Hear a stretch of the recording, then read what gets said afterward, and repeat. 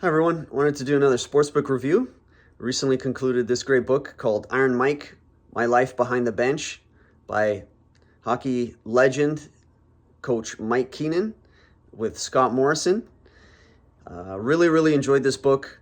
My interest to this book came from being a Vancouver Canucks fan and that fantastic ride in 1994 where we went to the Stanley Cup final.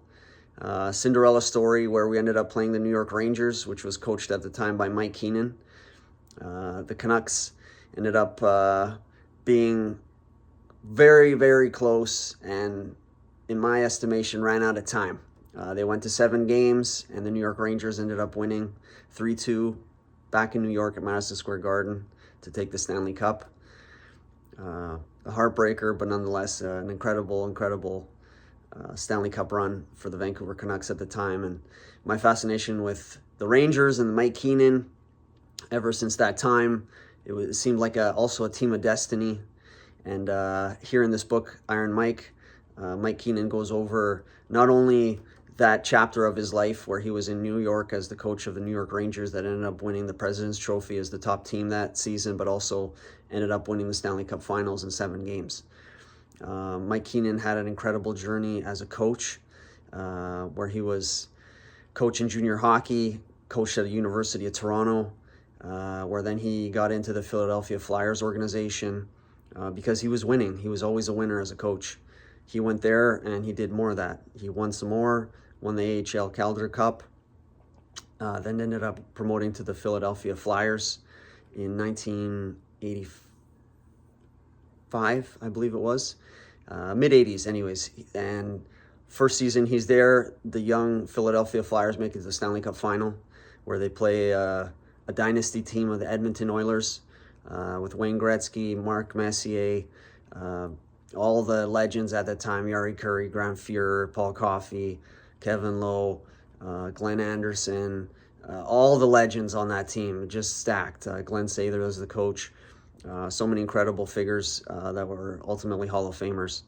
And he makes it again to the Stanley Cup in 87 with the Philadelphia Flyers. This time they take the Oilers even deeper, get really close. They go to a Game 7. Again, winning. Iron Mike. It talks about his experience then going to Chicago, to the Blackhawks, taking this team that needed a lot of upgrades in terms of a winning mentality, facilities, a better roster, a stronger roster, one that was wanting to win, had a high standard, and they end up going to the semifinals various times, and then finally making it to the Stanley Cup final in 1992, where they played the Pittsburgh Penguins, also a team of destiny with Mario Lemieux, Jaromir Jagr. Then, as I mentioned earlier, the 94 Stanley Cup champions, the New York Rangers, he coaches them for a season, does incredible there. Finally, his 4th visit to the Stanley Cup final in a short amount of time, and there he wins the Stanley Cup, which, as you see, here's the cover where he raises the cup after Mark Messier gives him the cup in Game 7 after they win at Madison Square Garden, and it's bedlam at the Garden. Obviously from there, he goes on to the St. Louis Blues. He has a stint there. Then he's with various teams after that. He's with Boston and Florida, Calgary, where Vancouver Canucks as well, my own Vancouver Canucks, where he's there with a spell with Mark Messier. And he flirts with building better teams, stronger standards, winning, but just not enough time. Obviously, there's periods there where the results aren't immediate. They're not going to the playoffs right away and going deep. And so the organizations, the ownerships, with little patience, as you know, like today, it's like win now.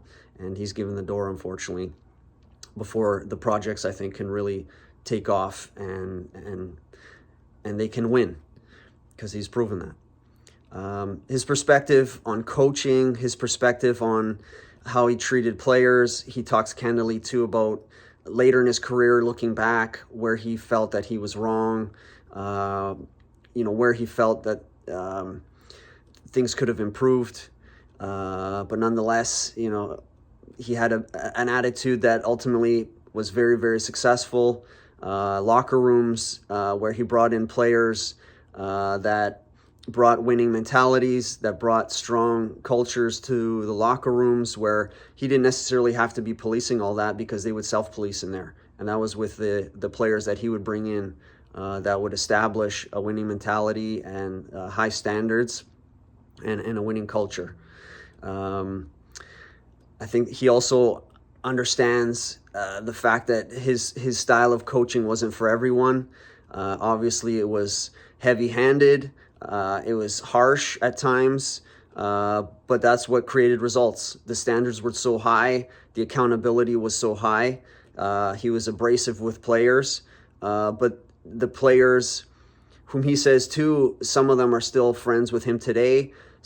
Many of them went on to the Hall of Fame and thanked him in their speeches, or calling him privately for helping them achieve those heights in their career and that accomplishment, even though at the time they hated it and they didn't like it, that they were being pushed so hard, but that the dividends were incredible. And essentially the intention was to lead to those type of outcomes, even though it wasn't fun and it was very difficult. I think this book is excellent for coaches. I think it's excellent for players. I think it's for anyone, not only in the hockey business, but in terms of coaching or staffing, management. But I think in any type of sports, whether it's football or basketball, soccer, whatever sport you're in, I think this type of mentality and this type of accountability for coaching and raising players to the next level is not always easy, and it's a tough task. And I think his discussion on all this was very interesting, and I think one that it can be hard, I think, sometimes to justify. However, the results essentially do justify it to an extent, obviously. I guess there's so many ways to get results done. And this was one that was very effective. You look back at that time, at that era, who went to the Stanley Cup final more often than he did? Very few. So the results were obviously one that was effective and one that worked, even though there was a lot of burnout and I think some hard feelings, I'm sure, at that time with players and coaches and a lot of relationships, including with management and staff. Anyways, a very, very good read. Highly recommend it.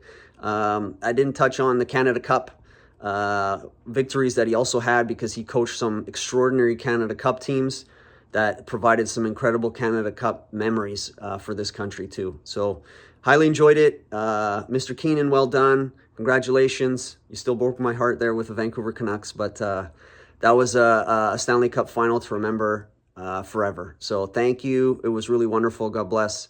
Really enjoyed the book. All the best. Thank you.